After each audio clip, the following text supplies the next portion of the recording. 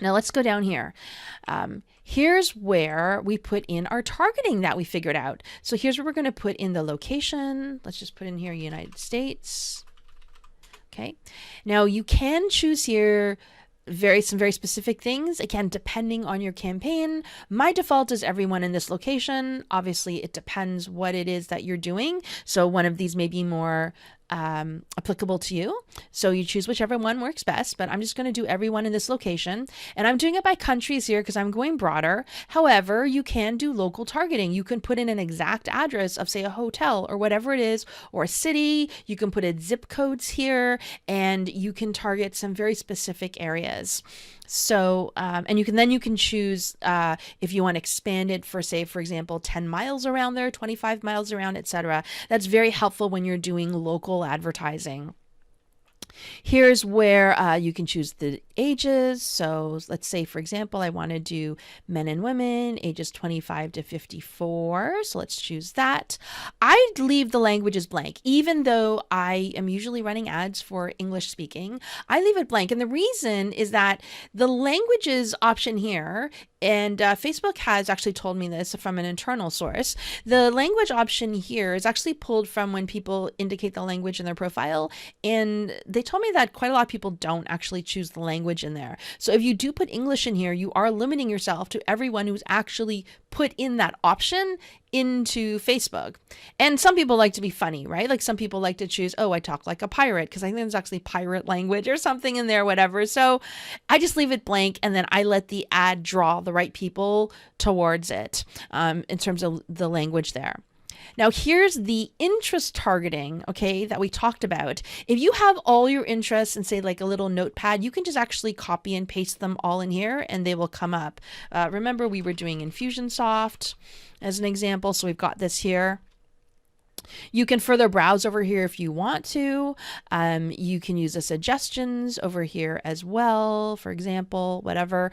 Or you can, like I said, if you've done all your research and you have this information just in a notepad, just copy and paste it in. And I can also narrow the audience. Remember, we talked about that as well, adding in that other layer. So for example, here's where if we wanted parents, right, we can do that here.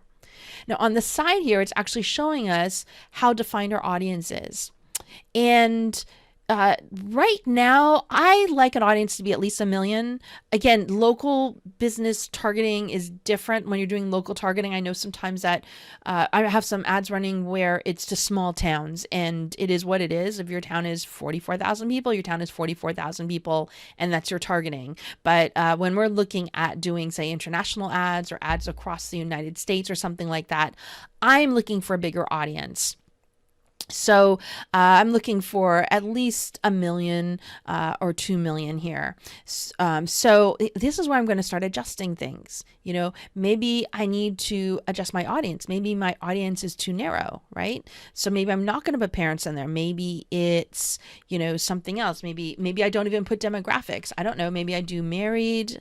Let's see what that does. Here we go, 1.4 million. That's not bad. Okay. And then maybe I want to add in some more interests. So maybe I already had like HubSpot, right? That would be another good one. Probably not Constant Contact. That would be for similar here. Again, I'm at 1.6, you know, Salesforce. Okay. So here's some like big SaaS companies. Oh, that bumped me up a little bit. So now you can start to see how your audience is defined. Okay.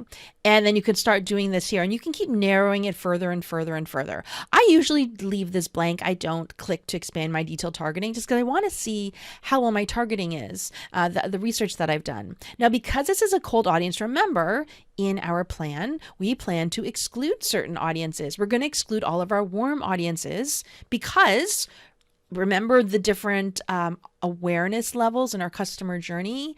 Remember, we're going to use those warm audiences at different levels. So we don't need them to see an ad right now. I want them to see an ad, a different ad, because my warm audience has a different need and has a different level of awareness. Also up here, under custom audiences is where you're going to click exclude. And this is where you choose all the audiences that we've created here. Okay, so you put them all there. And the reason we had this in our plan was to make sure that we don't miss out on any of the audiences. So we have that all here.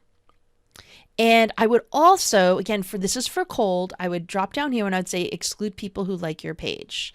So okay, so I'm going to do that here. So I've now excluded everybody who's liked our page. I've excluded all the warm people.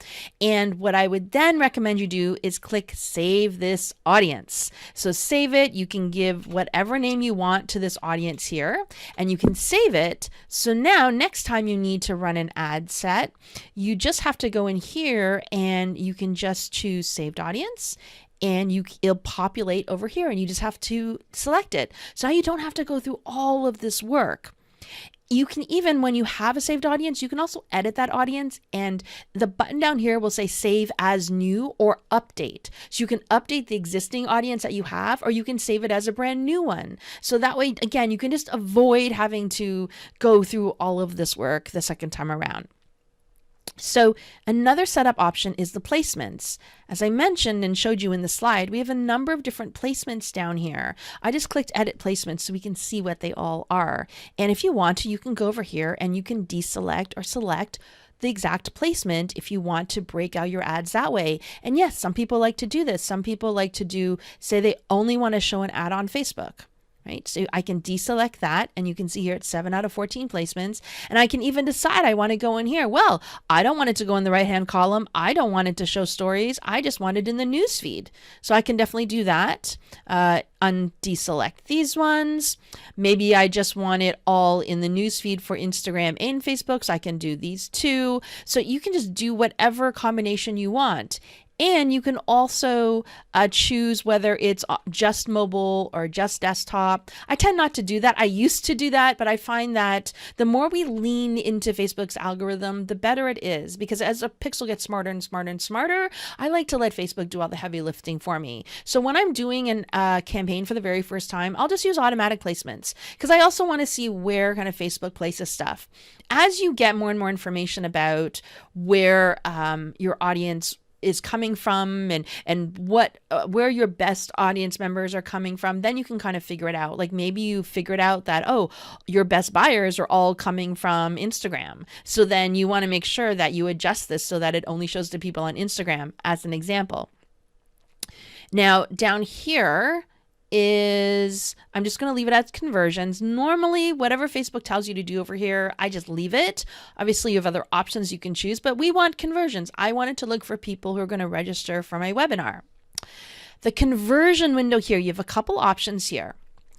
And normally you want to kind of think about what the behavior is for what you're offering. So for webinars, we find that 7 days tends to work best, or you can leave it. If you don't know, just leave it like this. Don't touch anything. If it's an opt-in, it could be like 1 day, click or view. So I would actually test it out to see what works best for you. But if you don't know, then just leave it there. You know, I know that there's people who go back and forth on this, or there's some controversy maybe about how to choose which one. I just want you to get up and running and help you to be profitable as quickly as possible. So like I said, a lot of times what Facebook gives us by default works pretty well.